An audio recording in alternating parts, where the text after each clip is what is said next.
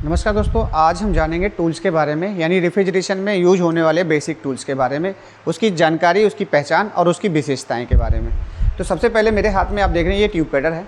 Tube cutter का इस्तेमाल हम कब करते हैं और कहाँ करते हैं? हम ट्यूब कटर का इस्तेमाल करते हैं कॉपर ट्यूब को काटने के लिए, यानी दो हिस्सों में डिवाइड करने के लिए।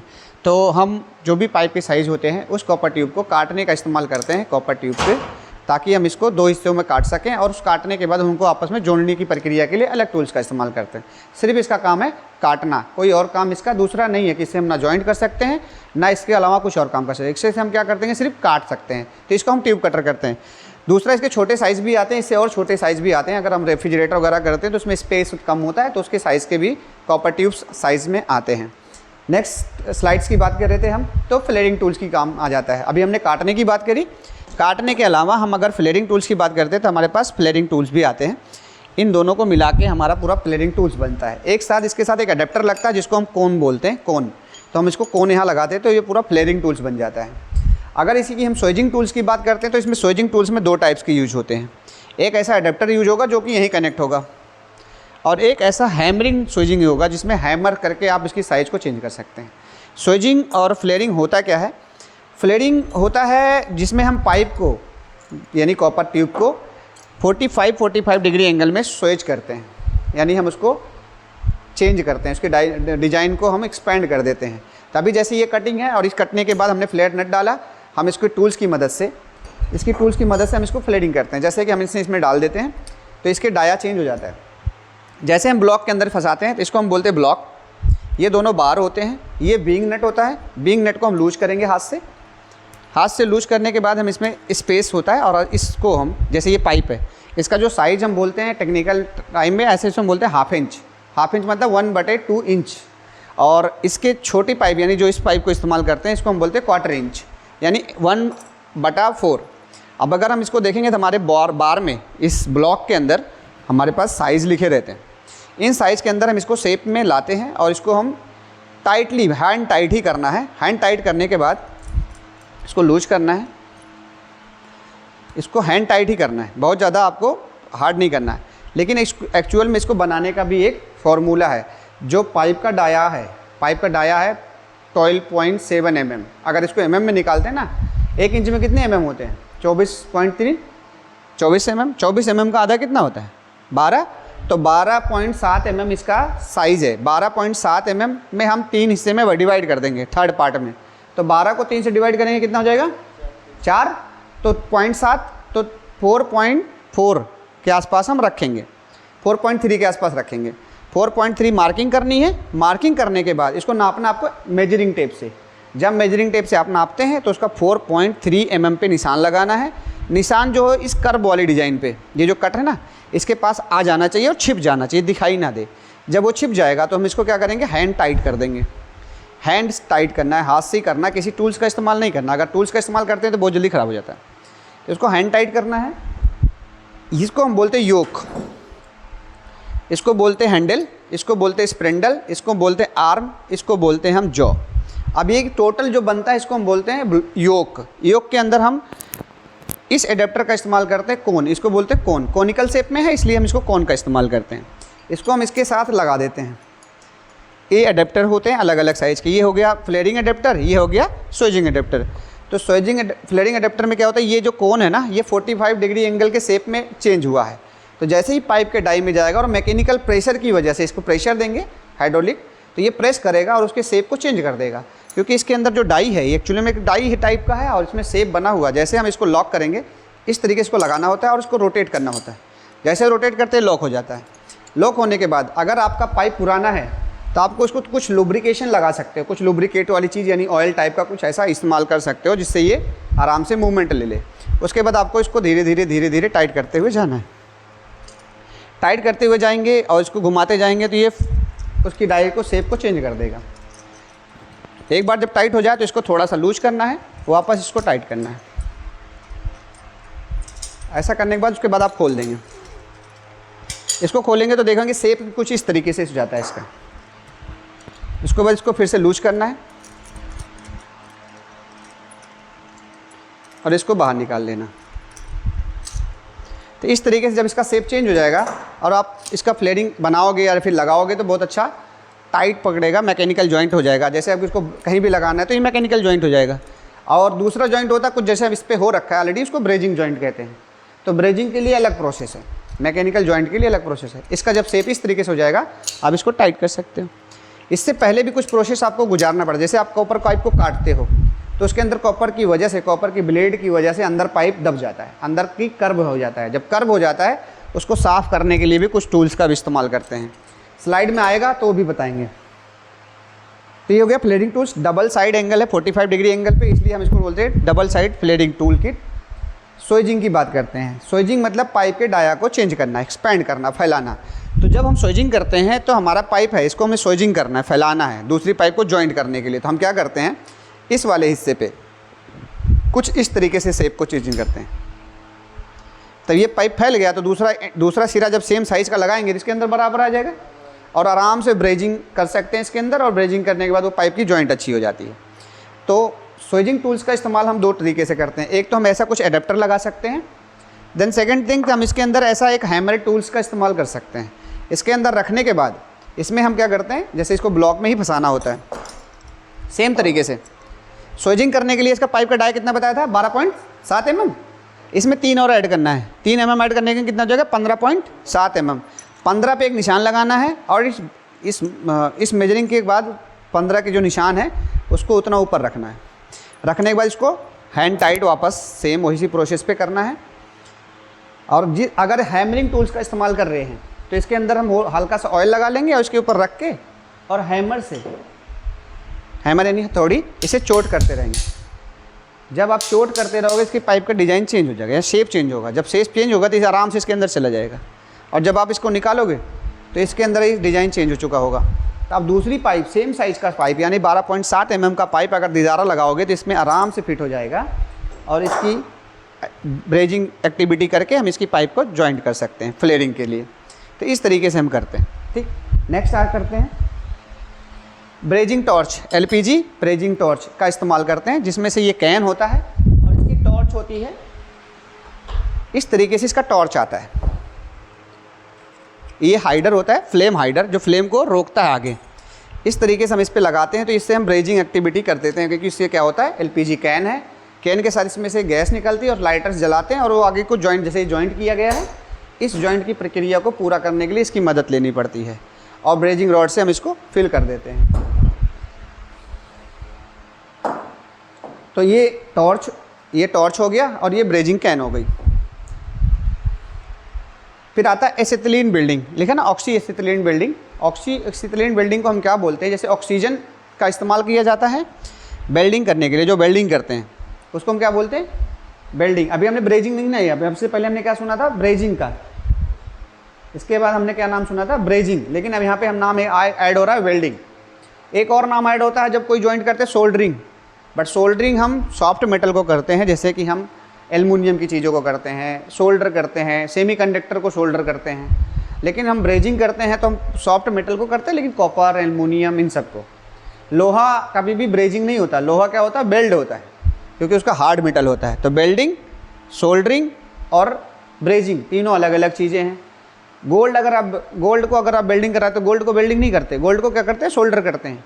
वो हीट को देके उसको मेल्ट करते हैं और सब चीज़ों को बेल्ड और बेल्डिंग करने के लिए, सोल्डरिंग करने के लिए, ब्रेजिंग करने के लिए सब मेटल का इस्तेमाल होता है। कॉपर की जगह कॉपर का रॉड, एल्युमिनियम की जगह एल्युमिनियम का रॉड, ब्रास की जगह ब्रास का रॉड।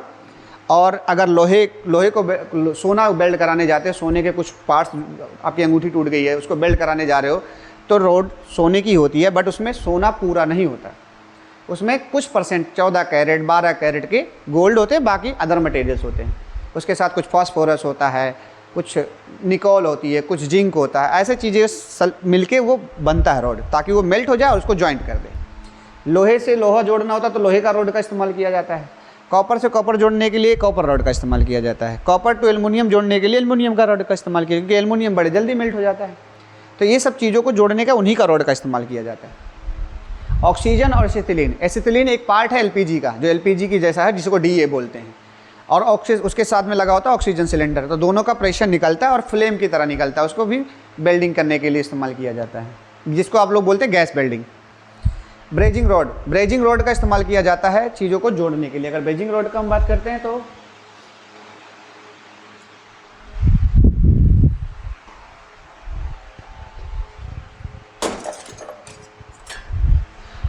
ऐसे रॉड को हम इस्तेमाल करते हैं ब्रेजिंग करने के लिए। ये एक्चुअल में कॉपर है, तो ये कॉपर है, कॉपर सॉफ्ट होता है, तो हम इसको इससे रॉड को इस्तेमाल करते हैं। जब भी हम इसको हीट करेंगे इसके थ्रू तो ये पूरा रेड हो जाता है। जब रेड हो जाएगा तो इसका मेल्टिंग टेम्परेचर जो होता है वो 600 डिग्री से प्लस होता है। जैसे 600 डिग्री के हीट पहुँचेगी और इसको रखेंगे ये मेल्ट हो जाएगी। मेल्ट होकर इसके जो अंदर जो गैप था उस गैप को फिल कर देगा। फिलर मटेरियल भी हम इसको बोलते हैं, लिखा होगा ना कहीं नहीं, एलॉय फिलर रॉड। अब ये फिलर रॉड जो है कॉपर टू कॉपर जोड़ने के लिए अलग इस्तेमाल होता है। तो इसमें लिखा है कॉपर होगा, आर्गन होगा, आयरन होगा, कॉपर होगा, जिंक होगा, निकोल होगा, सिल्वर होगा, टिन होगा। अब इन सब चीज़ों से मिक्स होकर बनता है ये। तो कॉपर इसमें कितने परसेंट है? कॉपर का रॉड है तो 60%, 50%, 60%, 15 ऐसे ही होता है। लोहे का रॉड होगा, लोहे का ज़्यादा इस्तेमाल होगा। तो ऐसे रॉडों को इस्तेमाल किया जाता है कॉपर टू कॉपर को जोड़ने के लिए। अगर इसमें हार्ड मेटल है, जैसे कोई एक रॉड है ऐसे तोड़ोगे टूट जाएगा, अलग अलग टुकड़े टुकड़े में हो जाएगा, उसका मतलब उसमें थोड़ा बहुत आयरन और फास्फोरस भी मिक्स है।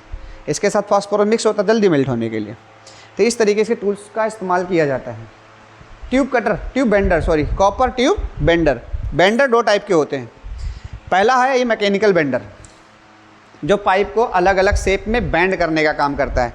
जैसे कि ये इधर बैंड हो रखा है, इसको बैंड करने के लिए इसी बैंड का इस्तेमाल कर सकते हो। ऐसे बैंड करने के लिए आपको इस बेंडर का इस्तेमाल कर सकते हो। जैसे बेंडर का इस्तेमाल करना, मान लो मुझे 90 डिग्री पे कुछ मोड़ना है या 180 डिग्री पे मोड़ना है, तो मैं क्या करूँगा, इसको 180 डिग्री के शेप पे लाने के लिए सबसे पहले मैं इसको एक मार्क करूँगा, मैं निशान लगा लूँगा मुझे मोड़ना कहाँ से। अगर मुझे मोड़ना है यहाँ से तो मैं क्या करूँगा, इसको इस जगह पर रखूँगा और इसको इस तरीके से मैं फंसा दूँगा। इसको फंसाने के बाद, ये तो एक्चुअली छोटा है, इससे बड़े बड़े साइज़ भी आते हैं। तो जैसे मैं इसको निशान लगाऊंगा, 0 से 0 को मैच कराऊंगा, यह लाइन है, इस लाइन को 0 से मैच कराऊंगा और इसको मैं कहाँ तक लाऊंगा, 180 तक। तो 180 डिग्री पे मुड़ जाएगा। तो इसको इस लाइन को लाऊंगा, 90 पे मुड़ूंगा 90 डिग्री, 180 पे लाऊंगा तो 180 डिग्री पे ये बैंड हो जाएगा। अब इस शेप को जो क्या बोलें, कितने डिग्री एंगल में बैंड हुआ है,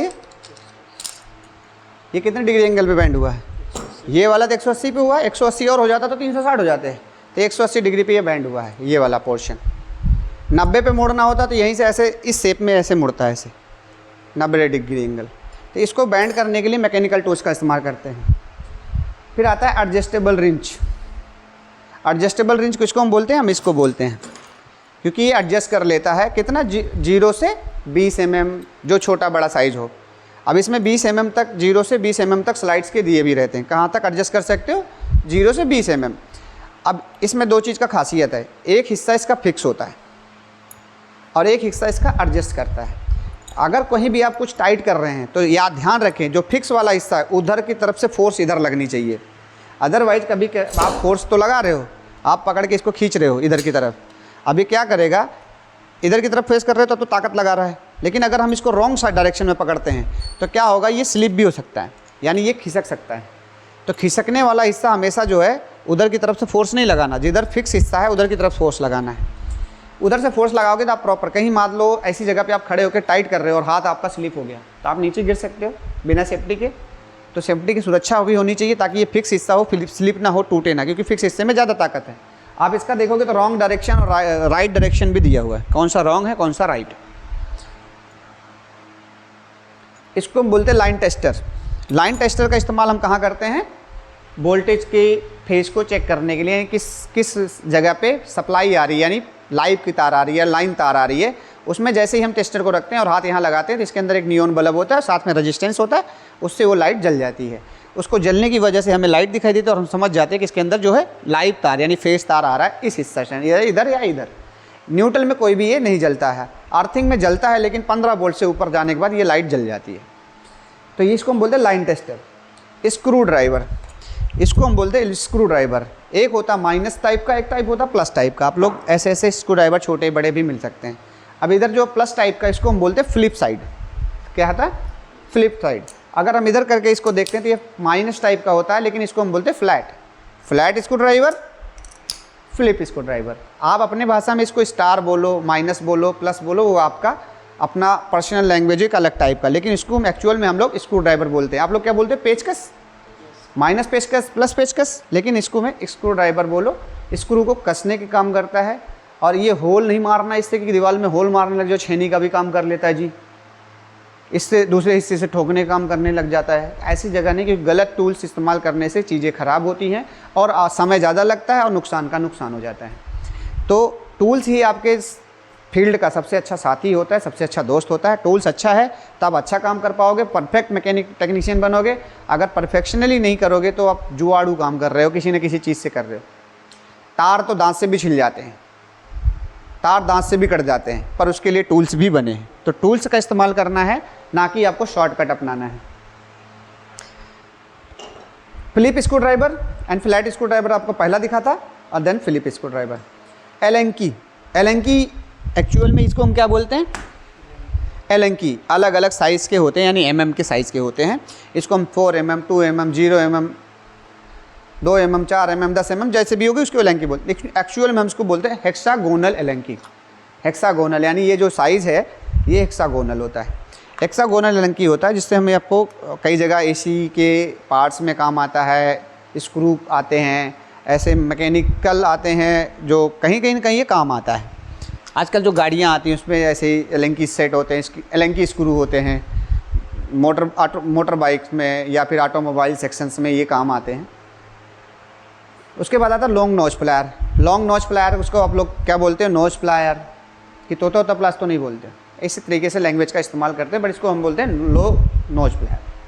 वायर कटर, जैसे कि अभी मैंने बोला कि काटने को तो प्लायर से भी कट जाता है, कॉम्बिनेशन प्लायर से भी कट जाता है, बट इससे नहीं काटना है हमें किस चीज़ का इस्तेमाल करना है? वायर कटर का। इससे काटने से क्या होगा, जब आप वायर को काट रहे होंगे ना, तो कुछ हिस्से ज़्यादा कट जाएंगे। पता लगा मुझे काटना है, लेकिन कुछ हिस्से उसके जो अंदर माइक्रोन वायर जा रहा है, जो उसमें निक्रोम वायर जा रहा है, जो कॉपर के वायर जा रहे हैं, वो कट जाते हैं। काटने के चक्कर में कट तो जाते हैं, रबड़ के साथ साथ कुछ वायर भी कट जाते हैं, तो उसके टुकड़े निकल जाते हैं वो। तो सही टूल्स का इस्तेमाल करना, आपको किसका इस्तेमाल करना है?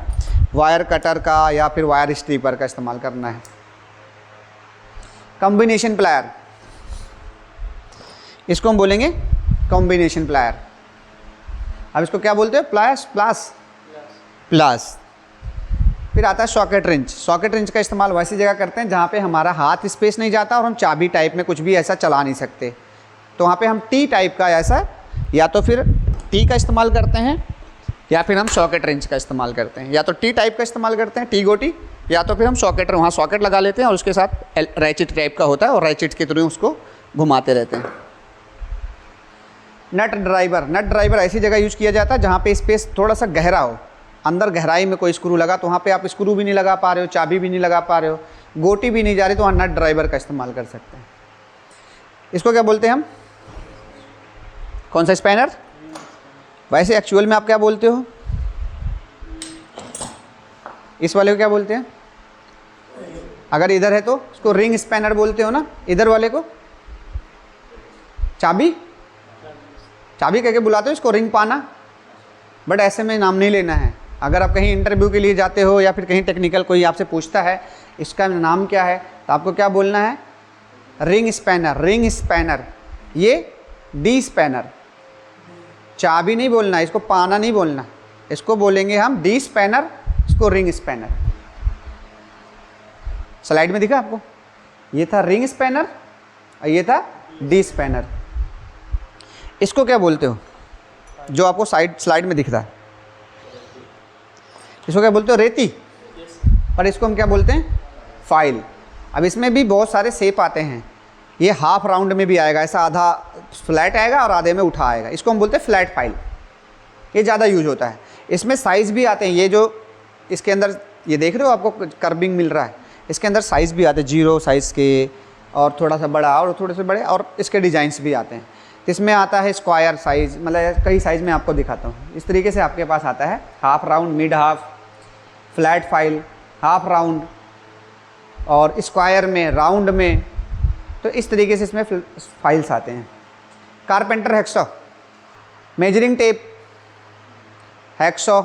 हमारे पास तो छोटा हैक्सॉ, मिनी हैक्सॉ रखेंगे बैग में, क्योंकि बहुत बड़ा नहीं रखना आपको, मिनी हैक्सॉ रखना है। Electric drill machine.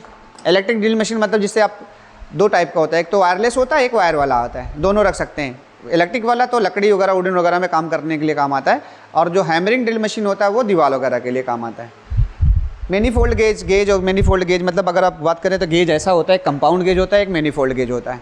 इसके साथ चार्जिंग होस भी आता है, ऐसी चीज़ों को भी इस्तेमाल कर सकते हैं। हैमर भी आता है अलग अलग टाइप का, बॉल पिन टाइप का, जो 2 जगह इस्तेमाल किया जाता है, रबड़ होता है, प्लास्टिक